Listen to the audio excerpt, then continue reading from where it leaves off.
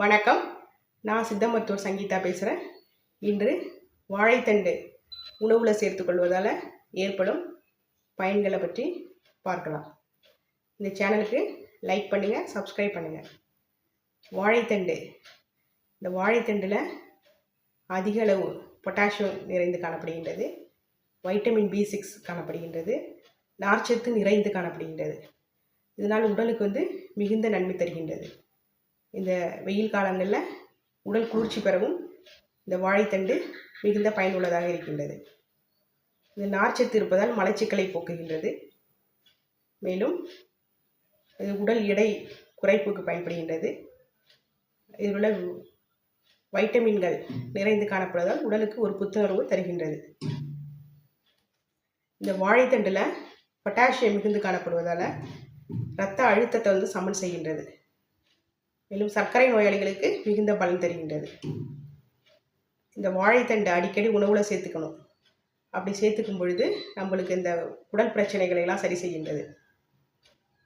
குடல் புண்கள், மலச்சிக்கல், வாய்ப்புண், குடல் புண், அதற்கெல்லாம் ஒரு நல்ல ஒரு மருந்து, அருமருந்தாக இந்த வாழைத்தண்டு இருக்குது.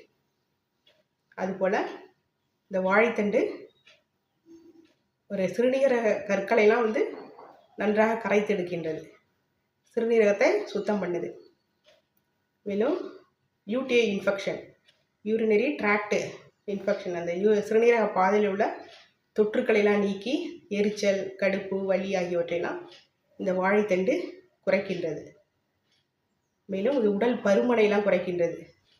தேவையற்ற கொழுப்புகளெல்லாம் கரைத்து மலச்சிக்கலை போக்கி உடலை நல்லா தேற்றும். இது பனானா ஸ்டெம் அப்படின்னு சொல்கிறோம்.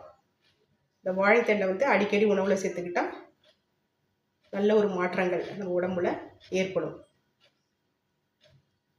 இந்த வாழைத்தண்டு சிறுநீரக கற்கள் எல்லாம் நன்றாக கரைத்து வெளியேற்றுகின்றது. உடம்புல உள்ள கழிவுகளெல்லாம், அச்சுக்களெல்லாம் நீக்குகின்றது. அது விட்டமின் B6 இருப்பதால் இது உடலுக்கு ஒரு புத்துணர்வையும் சுறுசுறுப்பையும் தருகின்றது. வயிறு இதெல்லாம் உள்ள கழிவுகள்லாம் நீக்குகிறது. கல்லீரலை புதுப்பிக்கின்றது. இந்த வாழைத்தண்டை எல்லா வியாதி உடையவர்களும் வாரம் 3 நாட்கள் இந்த வெயில் காலங்களில் நம்ம சேர்த்து உணவில் சேர்த்து சாப்பிடணும். வாழைத்தண்டு ஜூஸாகவும் நம்ம பருகலாம். உணவுக்கு முன்னாடி, உணவுக்கு பின்பு அப்படின்ட்டு காலை நேரத்தில் நம்ம எலுமிச்சப்பழ சாற்றோடு கலந்து ஒரு 1/2 கிளாஸ் அப்படி அருந்தலாம். இவ்வாறு அருந்தும் போது உடல் எடை வெகுவாக குறைகின்றது. எனவே அனைவரும்